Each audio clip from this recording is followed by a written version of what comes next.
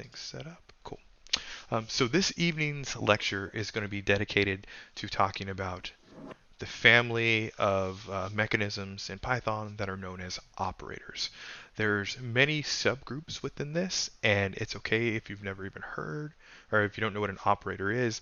I assure you, though, if you've been paying attention to any of the lectures so far, you've used operators possibly, potentially, most likely without even knowing them.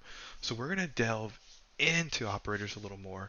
And for those of you that have dabbled or are very familiar with other programming languages, you're going to see how fundamentally important operators are, and we can't do anything without operators. It's pretty much the bread and butter for digital programming languages.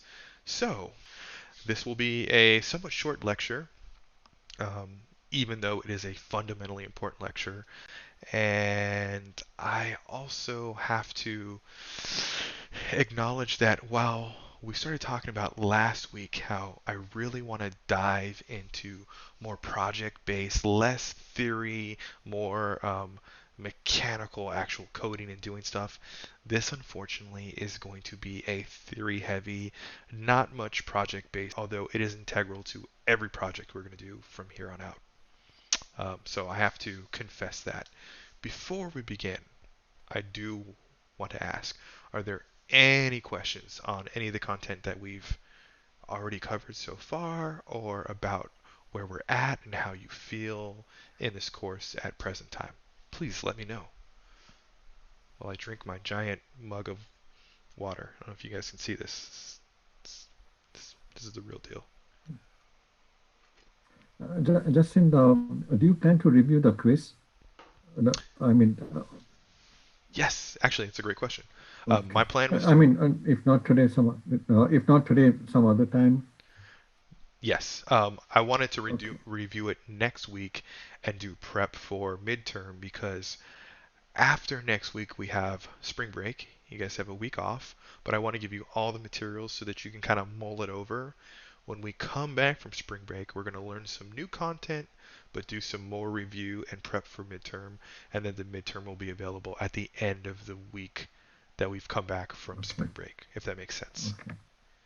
No, that's fine. But I was looking at it and it says like, you can take a second chance for the Yes.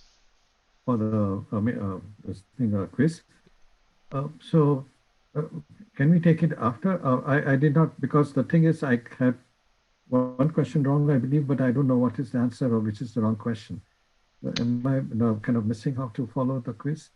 Or If you've already taken the quiz once, yes. you can retake it again at no penalty. So that's available to you. Um, Okay.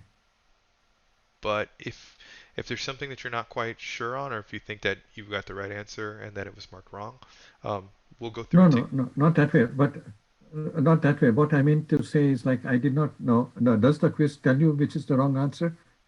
Because I did not see that. I'm sorry. What was the question one more time? Uh, uh, well, I mean, I got probably one answer that was wrong. But does the quiz, when you bring up the quiz again after submit, does it tell you that what was the wrong answer, which was the wrong answer? That's a good question. I think it does. Um, It has, does. Okay. has anybody taken the Okay. quiz and seen that? By default, usually that's how I have it because I want you to be able to use the quizzes as learning tools, even though you get to take the quiz again. Yes, actually, it does tell you if you got one wrong. I don't think it tells you what the right answer is. Did anybody have that Yeah. experience? I took the quiz. It didn't tell me um, which ones were right or wrong, but I don't know because I didn't bother looking. I guess that's the best way to Okay. phrase it on Okay. my end. I only took it once though. Okay. So yeah, Christian, that's what even I was noticing. So, yeah. Thanks for confirming. Okay. If you're ready to roll, I'm ready to roll. Are we ready to roll? I think we're ready to roll. Ready? Yes. Yes. Let's do it. Boom, everybody. I am not sharing my screen, so shame on me. I am now confident that I am sharing my screen. It is 7:26. I shouldn't say we have wasted time because time spent is not wasted, but we have gone through a lot of different stuff other than the lecture, but that's okay. Our lecture is pretty short. It is only 6 slides, the slides I would consider fundamental information. I will tell you what I expect you to know for a quiz, or at least what you should possibly know how to research during a quiz if necessary. But we're going to be talking about operators. Forget that part where it says more lists plus operators. I'm going to do one thing with lists at the end of this, time given and time permitting. But we are here to talk about operators. I'm going to hide my meeting panel. At any time, we're a tight, intimate group tonight. There's only 4 of us. So, fam, if there's a question that you have, stop the bus by all means. We can dive in as deep as we want to. So really quickly, let's go through oh man, I am so screwed up. My lecture agenda is a little funky. We will be talking about operators.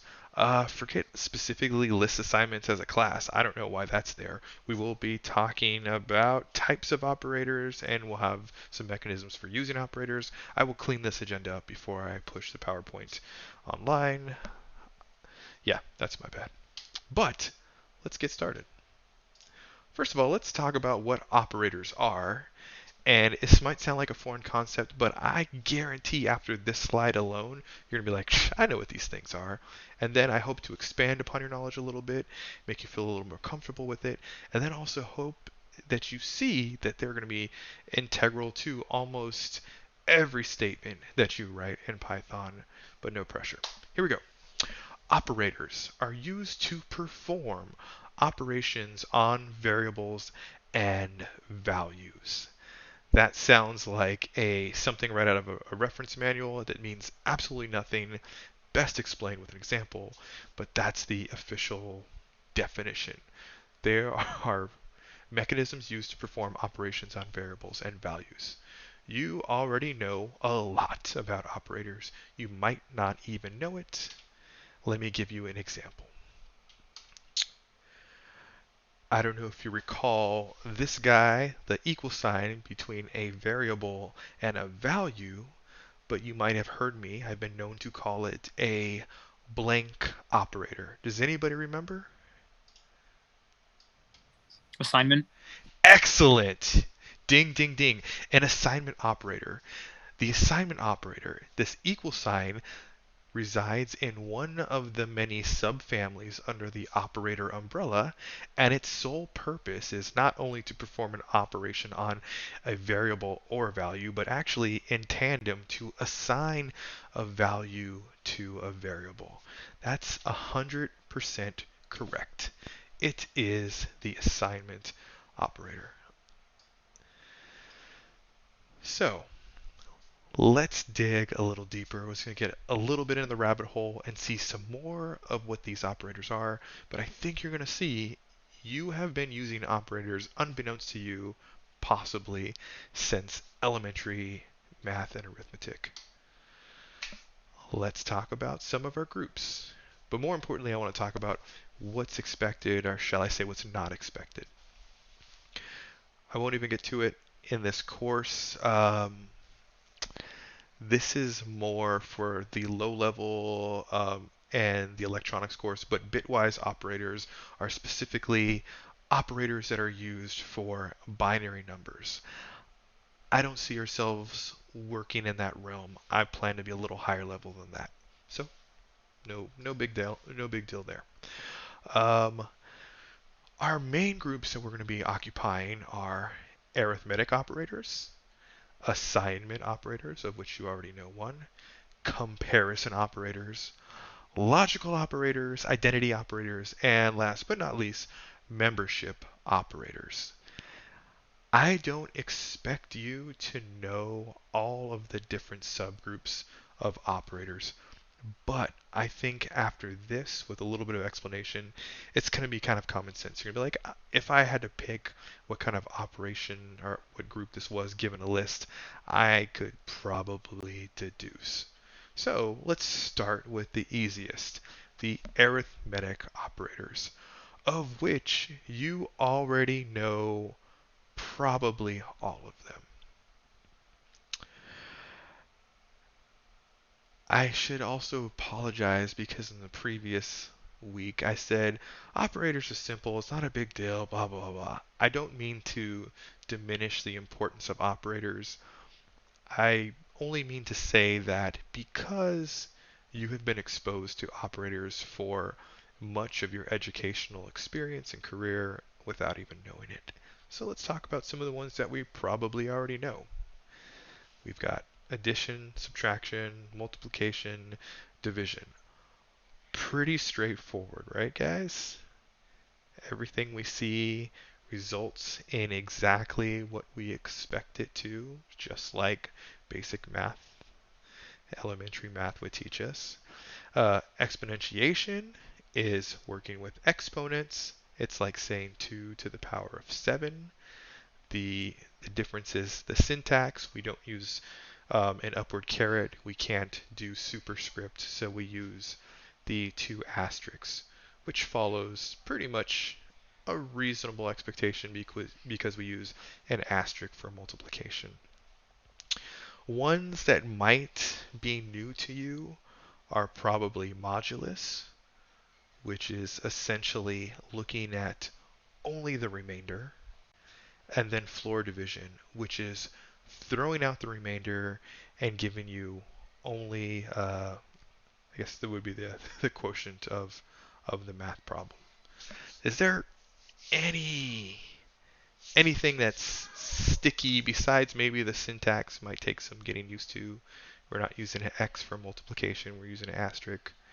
The division is a slash. These ones might be a little unusual for you. Anything worth Yeah, diving into? the floor division, how does that work out? Oh, great question. So let's see if I were. Let me see if I can pull up a Python. So if you're typically doing practical division and you have a remainder, right? Imagine just removing the remainder. Does that make sense? Yeah, I just have to work out the math in my head. I'm looking at the example. So let's say 15 divided by 2 would be, 15 divided why by can't 2 I? is 7.5, right? Okay, So we're getting rid of the remainder, that 0.5. So got it. we would just have the 7 left over. Okay. And And the but mod go ahead, sorry. and the modulus? It's almost the exact. I shouldn't say it's almost the exact opposite. It is the exact opposite. We're keeping only the remainder. So, and I use this example because 9 divided by 3 is equal to 3, and the remainder is 0 because 3 goes into 9 3 times. So that's why I threw this funky example. There is no remainder, so if you use a modulus on something that divided evenly, it would give you a 0 back. Thanks. No problem. That's a great question, though. So just think, I'm trying to find a good mnemonic for remembering how percent equals to the remainder. I don't know. I'm looking for you. If you guys have a good mnemonic to remember that modulus is means we're taking the remainder, and floor division means we're taking only the whole number. I'm all ears because I'd incorporate that into my lecture. This is where one of the situations where you can't see the forest between the trees. I've been doing this so long, I've always associated modulus with the percent symbol. Um, Let me think on that. I'll come back. I'll try to bring a good mnemonic or some kind of memory tool to help us remember that. I guess one way of looking at it is um, division is a slash. Floor division is like a purer, a more pure division where it's taking only the whole number and not the percentage or not the remainder. I don't know. It might just be at this point hard memory, where you have to recognize that modulus is taking taking the remainder, and floor division is only taking the whole number. Sorry, I don't have something more concrete for you. Does that kind of help, Christian? Yeah, I think I'm just gonna have to memorize it. Okay. Well, the good news is everything else on this is pretty straightforward. Exponentiation seems kind of reasonable, right? It's just another elevated form of multiplication, so 2 asterisks. If you were to have to match these, that would be something that you might expect on a quiz. So just remember floor division is 2 slashes. I'll think of a mnemonic and I'll bring it forward. Maybe I'll ask some other instructors what they do specifically for this. Thank you for bringing that up to me and helping me identify my blind spots. So I really appreciate that. Thanks, Christian. Okay. We feel fairly comfortable with arithmetic operators. I would not worry too much because we will have plenty of practice doing arithmetic operators.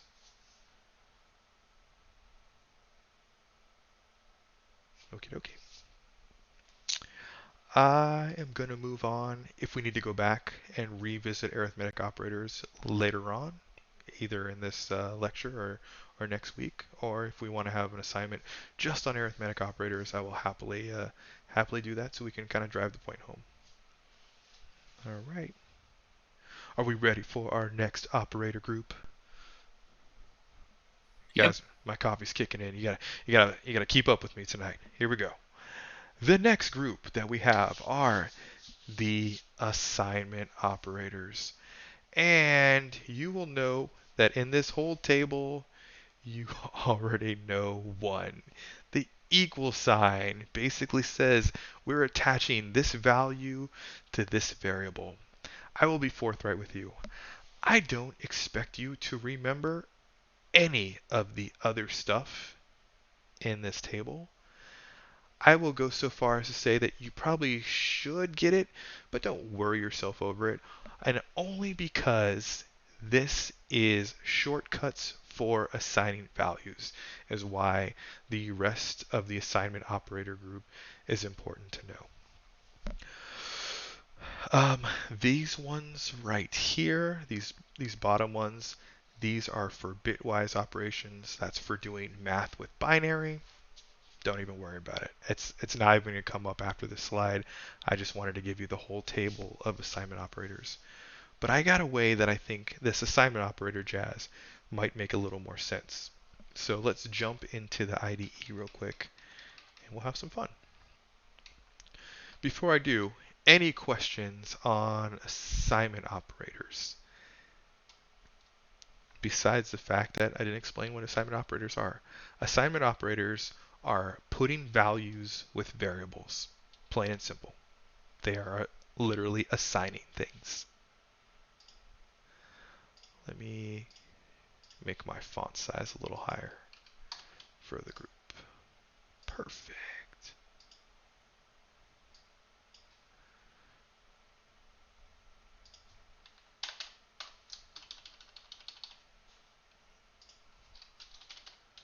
All right, let's play around with something. Can you guys see my my IDE okay? Yeah. Okay, great.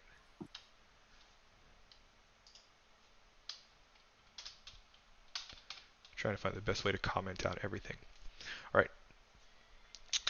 Let's share about assignments. So, really quickly, if we were to I'm gonna just move all this stuff. Can you see the REPL screen over here on the right hand side? Unfortunately, guys, I can't make this font any bigger. I'm not that cool. I don't know how to do that. But I will try to repeat. So if you can't see your screen, we'll talk through it. So let's say we're creating a variable. I'm going to call this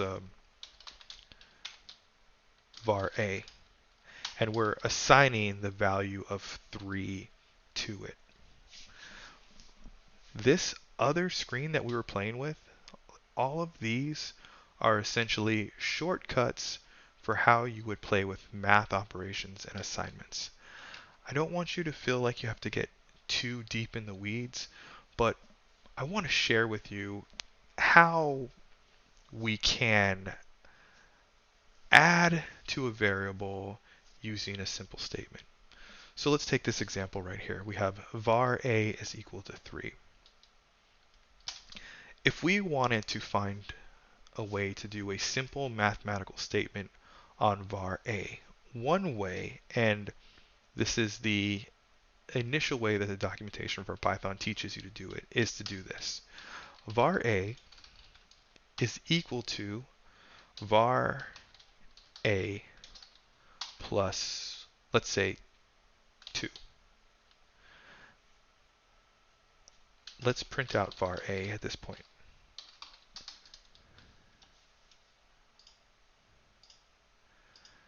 All right. I want to walk through this so you guys can understand and see what's going on here, because it's a little confusing and esoteric if you're first taking a look at it. What we're saying is we've got a label, we've got var a, and then we're saying attach to this label the value of 3.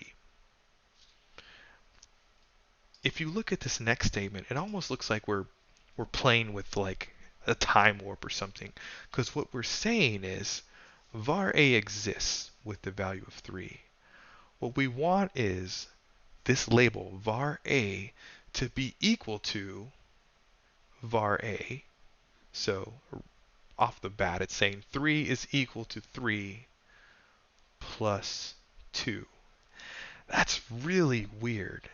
But when you're looking at assignments, it's called right hand or left hand assignment operations. All of the math and the functionality is happening on the right hand side of the equal sign.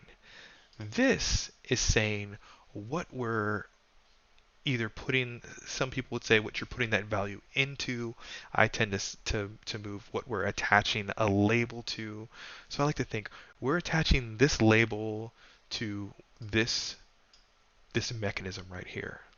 This mechanism happens to be var a, which is equal to 3 plus 2. So when this is all said and done, var a is actually now equal to 5. Wrap your head around that for a moment, because it's kind of funky.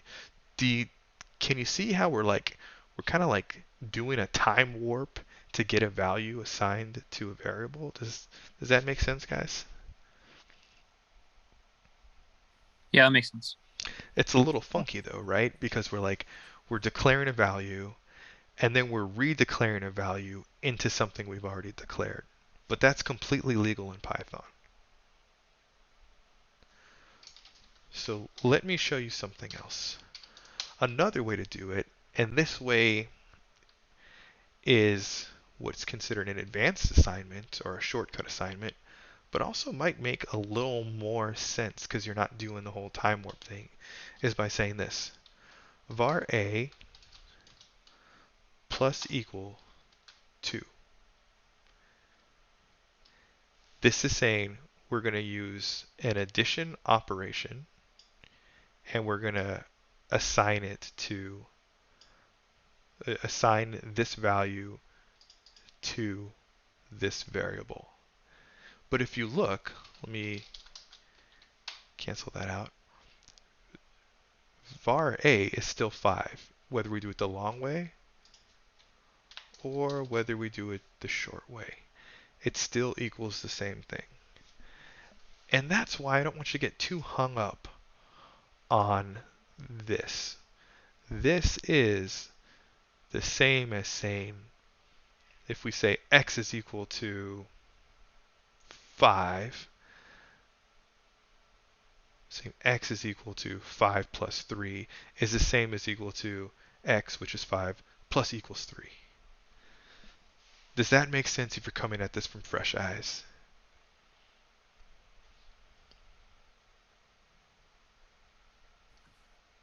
Yes. Okay. Yes. It is funky. And because it's more of shorthand writing, I don't expect you to necessarily understand it. Um, but I want you to recognize it if you've seen other people's codes. I don't even expect you to want to employ it. A lot of people feel more comfortable. I mean, I'm talking seasoned coders feel much more comfortable in this space because this natively mimics the way memory is assigned to values. All right, I'm taking this label and I am reattaching this label to this other process. So people like doing the shorthand. This assignment operator right here is perfectly legal. And it's so legal that we can change this out and get different results. Instead, we can say 3 minus 2 is equal to var a, which is what this is saying. Or we can say 3 times 2 is equal to var a. Or 3 to the power of 2 is equal var a. So any of our mathematical operators that we typically use for a regular math practice, i.e. right here, we can use this shorthand assignment notation for.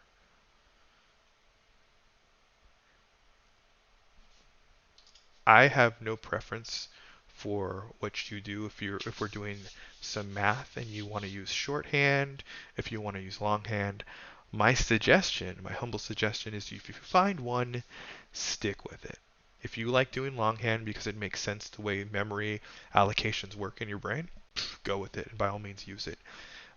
Just don't mix and match. I'd also urge you to play around and do maybe one project all longhand so you can kind of understand. Like we're attaching a value to a memory title or a variable name, and then do another project or maybe redo the entire project with the shorthand. But these are completely valid and legal operations. Okay. Before I forget, I'm going to copy this. There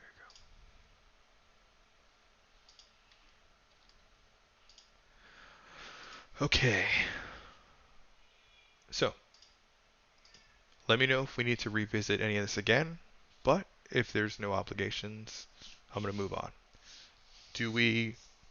Don't have to understand it, but do you can you kind of see how this would be a shorthand and in some places a preferred method to using this longer term, which is in itself kind of a funky time warp because you're doing an operation it's almost like using a word to define itself. It's kind of just funky.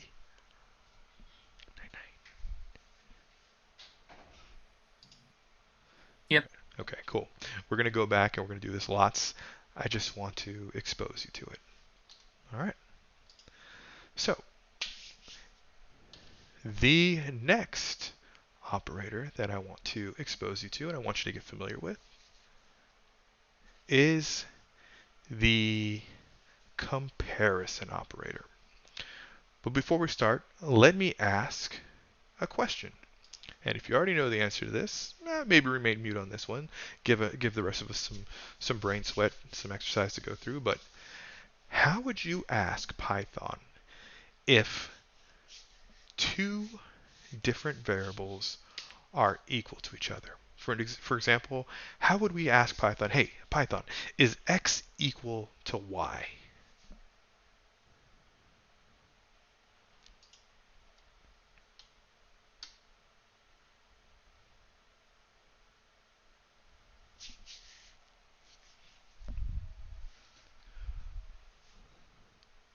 So let's talk about why this syntax, x equals y, asking Python would not work. Throw out some theory for me. Somebody give me some rationale. That won't work because that acts as an assignment, just using one equal sign.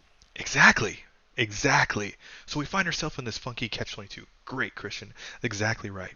If we want to see if x, which is 5, is equal to y, we can't say, even though this is a completely valid statement, x equals y. What we would get is x is equal to 7, y is equal to 7. That doesn't work. We have to use some other mechanism. So, our mechanism is a specialized syntax. And Python and many other modern programming languages, in their glory for ease of use, simply do two equal signs. This is the way, the mechanism, the operator that we use to compare two values. Now, it's also interesting in the fact that it takes two different variables or two different identities, and what it returns is a Boolean, which could either be, remind me Booleans. True or false? Right, true or false. So if we use a comparison operator, I want you guys to know this very key point. It will only respond back with true or false. That's the job of a comparison, is to tell you if something is like something else. Yes or no. 1 or 0. True or false. And the comparison operators, I think many of them will seem very familiar. This one is a little funky, granted. Yeah, two equal signs does not seem like something that we would normally see in the course of our math studies, but in the context of programming, it makes sense. Let's skip down. Greater than or equal. Yeah, that looks familiar, right? Or excuse me, greater than, less than, greater or equal to, less than or equal to. I mean, these are pretty consistent with stuff that we already know. The only thing that may be a little different is we call it the bang or the exclamation point, and that simply means not equal to. It's basically an inversion. Anytime you see an exclamation point in a programming language, chances are it's going to mean the opposite of what you're trying to do, is inverting the function, or inverting the comparison, inverting the return. Does this make some sense?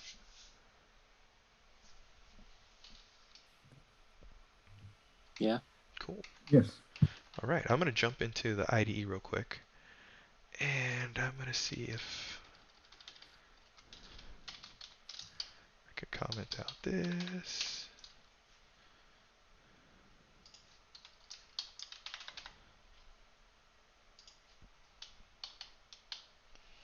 All right. So let's take a gander. I want to go line by line. I know we don't have much time left, but comparisons are pretty important. So let's say we're declaring two variables, a and b. We've already assigned them. A is equal to 5, b is equal to 4. Let's go down the line here. Right here, don't let the f string screw you up. I'm just merely telling you what, so we can print it out, what we're looking at. Right here, this is merely asking, is a equal to b? Is 5 equal to 4? And if you look at our print statement, we're saying a equal to b. The response is false. All it's going to give us is true or false. Very simple. Because it's going to give us a Boolean value, and 5 is not equal to 4.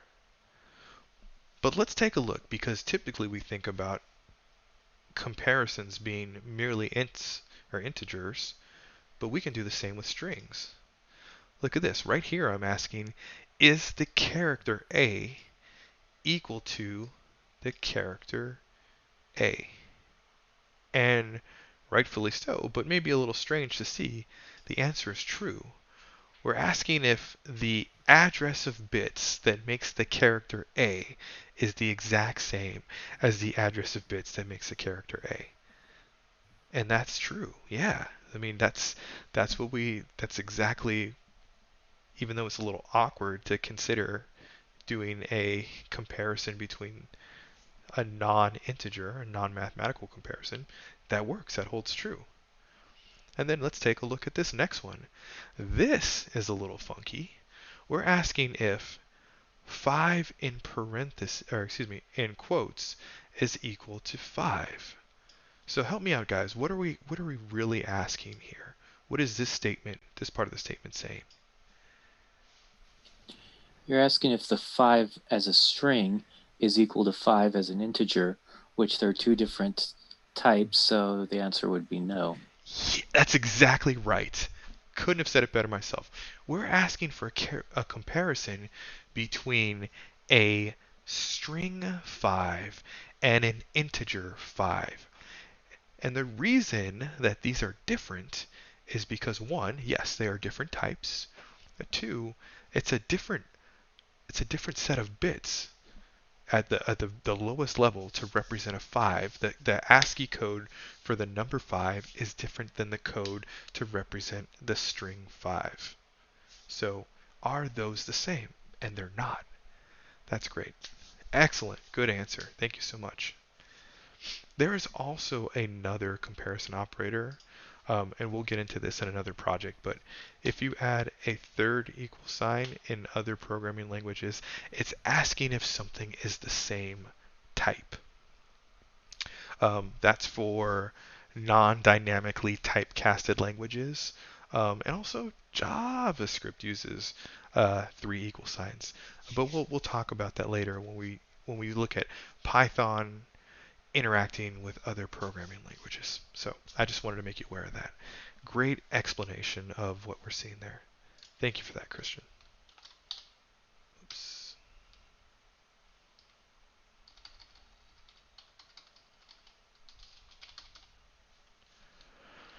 All right. We're moving along. We're almost done here, guys. I told you this was going to be a short lecture. Okay. Logical operators are used to combine conditional statements. That's freaking madness. That doesn't mean anything to anybody. What the hell does that mean? Logical operators are used to combine conditional statements. Let's talk about it from the basic level and we'll work through it from there. There are 3 logical operators that Python takes advantage of. They're the concepts of and, or, and not.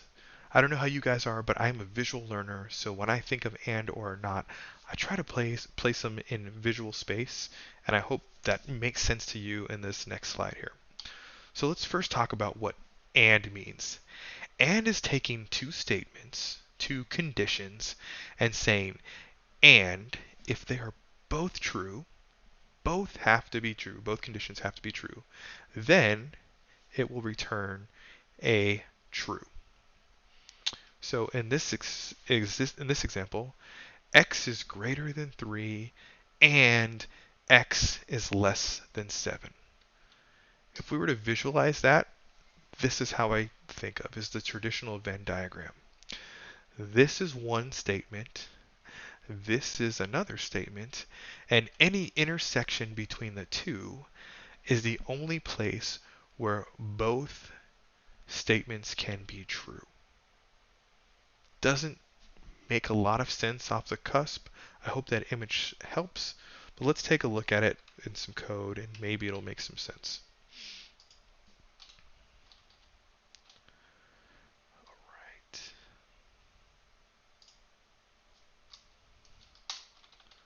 Again, let's take a look at the code line by line. I hope this might help. So let's say we want to take the variable x and assign it a value of 5. And then we're going to say, let's go down here, x is greater than 3 and x is less than 7. It's basically saying, what values can x have that makes that this would work in? The domain for which that crossover, this overlap domain, is greater than 3, so not including 3, that would be the numbers 4, 5, and let's go, and it's got to be less than 7, so not equal to 7. So 4, 5, and 6. Only the numbers between 4 and 6, if x are any of those values, can that possibly be true? That occupies true for both statements. So x being 5, the logic holds true because it fits within that domain. So that is what the AND is saying. I know we're going back to maybe basic algebra, but this is a little different when you have to think about it cerebrally when you're problem solving in code. Does this make sense right here? Where we're looking at two statements and we're saying they both have to be qualified as true if this is going to work, if the AND is going to return a true. Does that make sense, guys? Yeah, that makes sense. Okay, great. Also, like previous operator, this responds with a Boolean value. We're going to get into a lot of situations in the next project where we start looking at how we evaluate values to see if an AND or another logical operator works. Here's a great example of how this would be. Let's say you're putting in a password for a login, and you're saying this password has to have more than 8 characters, but less than 25 because we're not storing 25 characters. You have the person enter in their login name and their login password. And one of the checks that it does to see if your password is valid, before it even takes the resources to check your password that you type in against the database, because that takes a lot of different systems talking to each other, a lot of processing time, and before we even front load that stuff and bring it into the picture, we're just going to see the number of characters that got brought into the password field. Is it more than 8 and is it less than 25?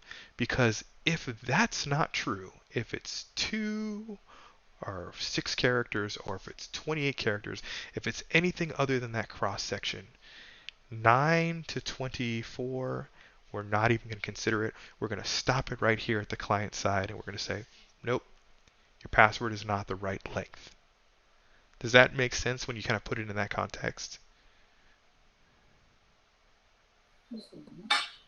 Just by, Yeah. great, thank you. Just by doing that simple check saves many different systems, many different processes to even go out, send this password over an SSL connection, check a database, do all this other stuff. Why even bother these other computers if you didn't even follow the basic rule set? We want the password between 8 and 25 characters. So there's a practical application of that.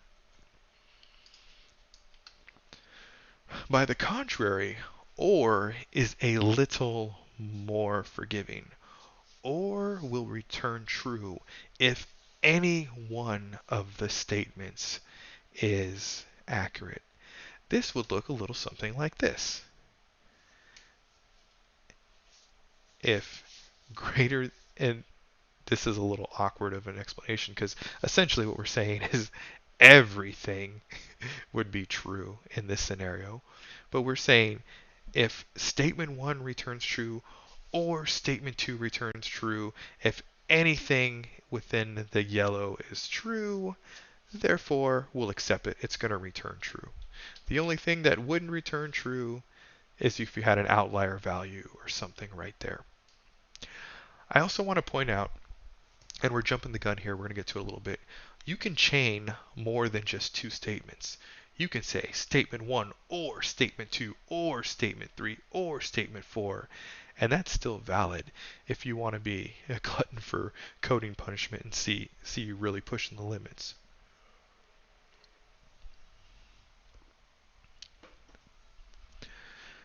Do you guys want to see a coding representation, or do you kind of get that syntax?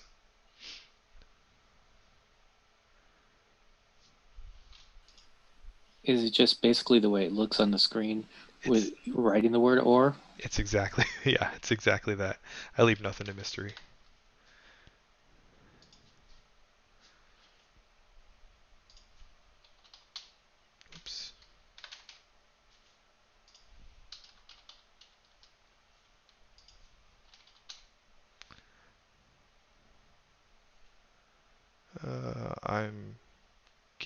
somewhere, someplace. Oh, here.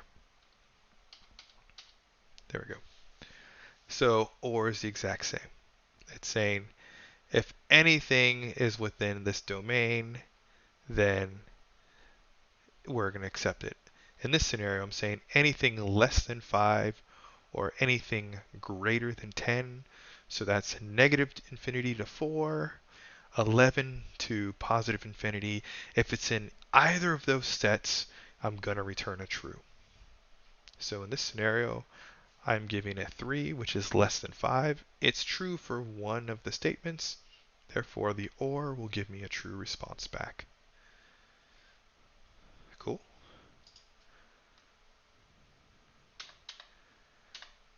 The only other funky one is the not.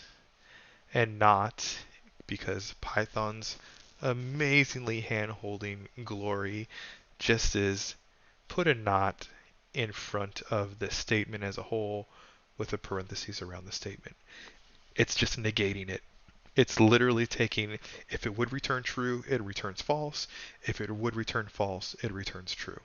That's all not does, is it just flips the bit, whether that's a true or false, or a yes or no.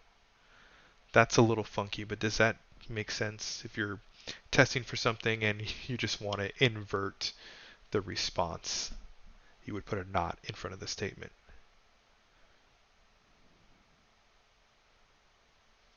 The syntax is a little funky because we're putting parentheses around the full statement.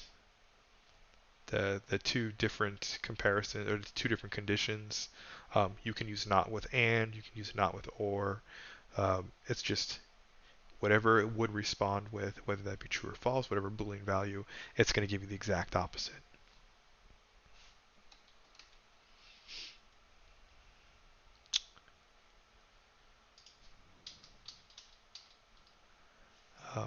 Here's an example.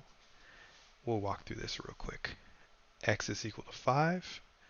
I'm saying if x is greater than 3 and x is less than 7, then it would return a true. But we're saying not. We're inverting that, so therefore it will return a false. That we're basically saying the domain is everything except what we were initially searching for. This is the same as the and statement above, where the domain was 4, 5, and 6. Just by adding the not in front, it says everything except for 4, 5, and 6.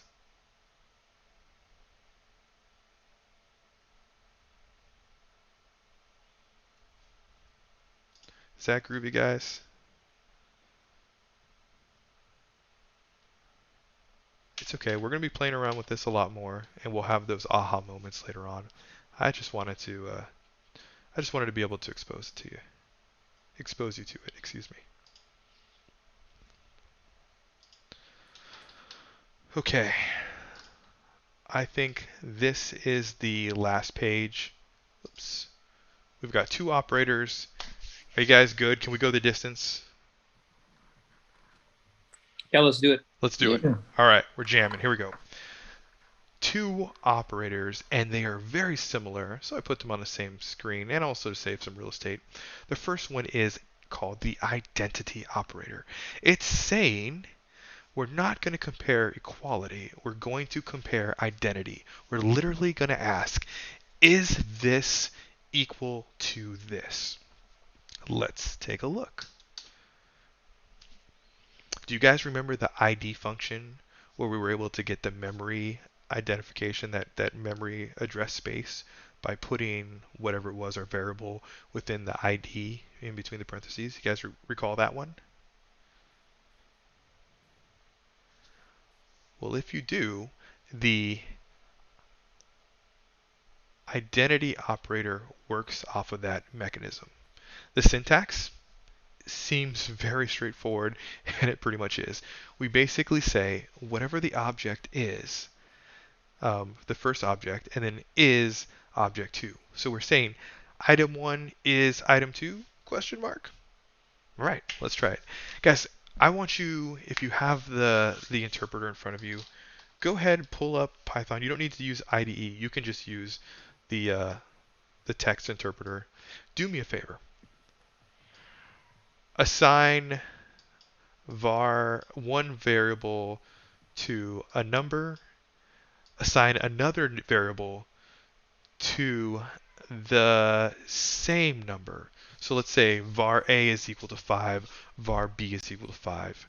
And then after that, say var a is var b. And tell me what you come back with. Because we're looking at two different identities.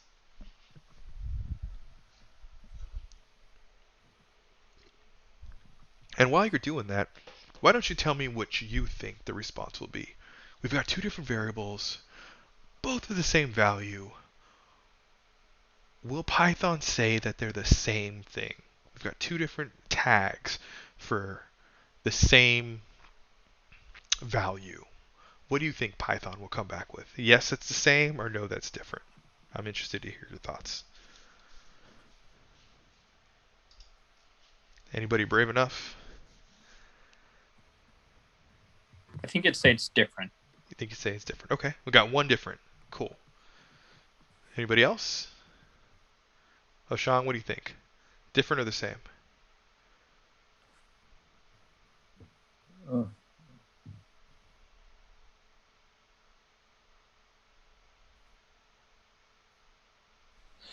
I'm sorry. uh, Was it, Go ahead, Christian. I'm listening, bud. was it supposed to be the same type of variable or different types? Same. We're going to go with just a number, just to start. And we're going to make that the same number. And I'd say they should both be the same. Even with different variables, you say they both should be the same. So I got one in the different camp, one in the same No. camp. And Hoshang, I didn't hear what you said. Did you say same or different? I think different. Different? Okay. Yeah. All right, let's take a look. A var is equal to, give me a number. 5. 5. Perfect. All right, let's double check that. A var is 5. We'll say B var equals to 5. Let's see that. B var 5. Cool. All right, so I'm going to ask two different variables. Is A var the same? And we're looking at identities. Not values, but identities. Is A var equal to B var? Here we go. It said true. I want you guys to take a second to think about this, because this is completely counterintuitive, because we literally create two different namespaces, right? We've got something for A var, something for B var, and then we're assigning the same value, right? It doesn't matter because you can have the same value assigned to any number of things, but it's saying that they're the same. And there's a rationale for this. Primitives, if you remember what primitives are, very simple values, are not very taxing. They're not costly to work on. If there's the same value that exists in memory space, you don't have to know this for a test. I just want you to kind of know about a little bit under the hood. Python will actually do the work and say, all right, we've got a simple primitive, even though we've got two different names for it, we are going to call them, we're going to make them the same. We're going to give them the same identity, the same namespace. They don't change identities until bvar is given a different value. It seems really weird, counterintuitive, but because primitives aren't very costly, they're inexpensive to play with, throw away, and recall. If there's two different variable names that point to the same primitive value, Python is smart enough to say, I can save some resources. I don't have to worry about confusing this stuff. I'm going to say it's the same. Point in case, if I go id avar and id bvar, this is essentially their address in memory. These numbers are the exact same. That's kind of funky. This is where is does its job and starts to work the way we tend to think about it. When we start to work with complex objects, let's see.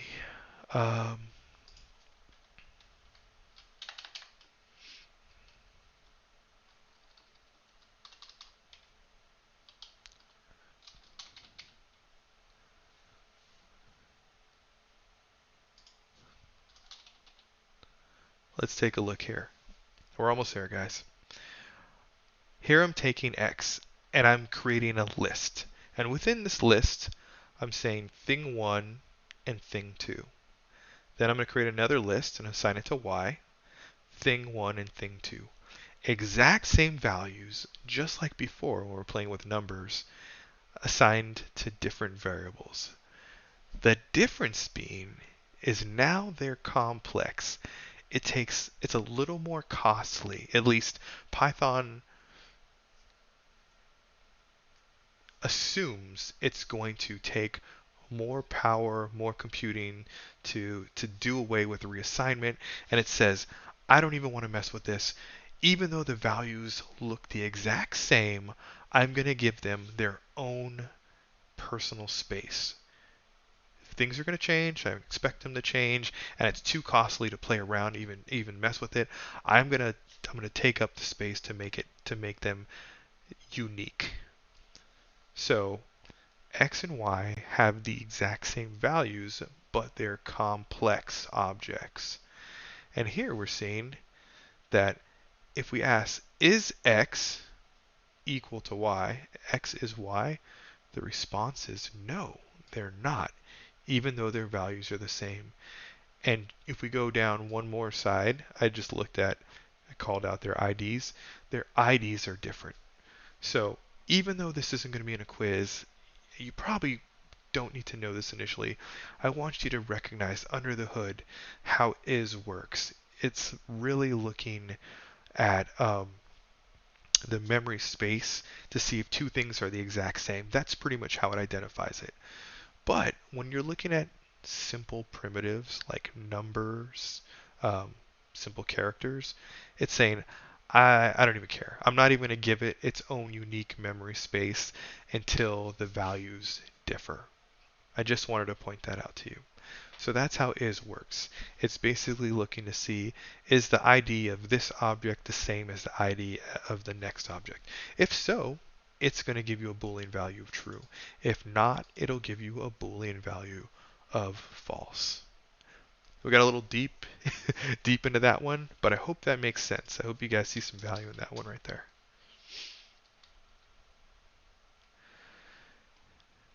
All right. The last and final thing that I want to bring up to you is we're going to talk about the membership operator in. This one is probably the most simple to wrap our heads around because it's merely asking, does this thing exist within another collection, within something else? So let me pull this up right here. Can you guys see my terminal? I'm actually gonna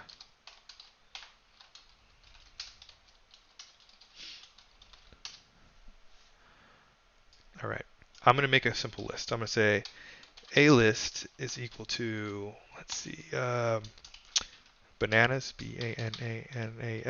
Oh, thank you, Gwen Stefani. Apples, and let's go pears.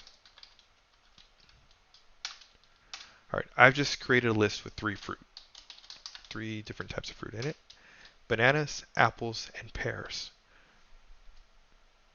In is so simple and so straightforward contextually that we can literally say apples in a list. We're asking, is this element in this, I don't want to call it an array, but we'll call it a collection, in this array, in this collection. If it is, it will return true. If it's not, let's say guava in a list, it will return false. The membership operator in does pretty much exactly what it sounds like. It asks the collection, hey, do you have this guy inside you? If so, let me know. You do? Cool, true. Let's send it back to the user. If not, okay, false, great. I think that's probably one of the easiest one to wrap our heads around. It's just asking, is this in the bag? Does that make sense? Yeah. Yep. Cool. All right. Before I let you go, I want to throw something else at you. Let's go. A word equals Armada. Ooh, that's a fun one. Armada. Okay. I've created a variable with a simple string in it. Armada. I can be slick within. I can say, is the character A in a word? Because remember, let's go back a couple weeks. Strings are actually arrays. They're actually collections. So you can be kind of slick and say, hey, is this even in here? And sure enough, the character A is in there. If I wanted to say, let's see, Z. Is Z in a word which contains the value Armada? False. It's not in there. So you can actually look at huge bodies of texts and ask for specific, concise substrings, and in will do that work for you. Maybe not the most efficient thing compared to other languages, but it's an option, it's a tool for your tool belt. Does that make sense? Yes. Very cool. Okay, awesome. And that is it for operators. I think we nailed I them got a all. question Yes, please. on that in. Is there a way, for example, Armada, to ask it to count how many times A occurs? Yes, in fact, there is, but there's a function specifically for count. So definitely. And that's on the next project. Ah, you're ahead of it. Uh, what was it? A word dot count. Jeez. There we go. So this is the method count, and it'll count the occurrences within that string of text. Justin, you're not sharing. What's that, Hoshang? I'm sorry. Oh, I'm not sharing. I apologize. Sorry. Yeah. Jeez. Okay. Thank you for. Thank you. Sorry about that. So it's a method. So we attach our methods or our tools for objects with the period. The method's name is count, but we have to attach it to our variable, right? So a word dot count. Methods have parentheses that we put our parameters within, and what we're asking for is how many times does the letter A appear in the word Armada, or in a word, which is the variable. And here's our response right here.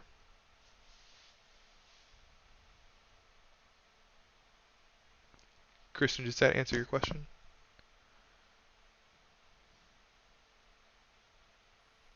Oh, I think I lost you, bud. At any rate, so many of the questions that you're asking, which we could manually write some kind of logic to do this. People much more brilliant than ourselves have gone before us and said, you know what, we need a method or a function that does that, and we need to make it built in to the subset of commands in Python. So there we go. That's exactly what count does. Now that I think about it, I've never used count with a list. I don't know why I haven't done that. Let's try it.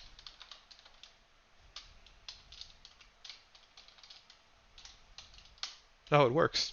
Psh, I don't know why I've never tried to use count on a list before.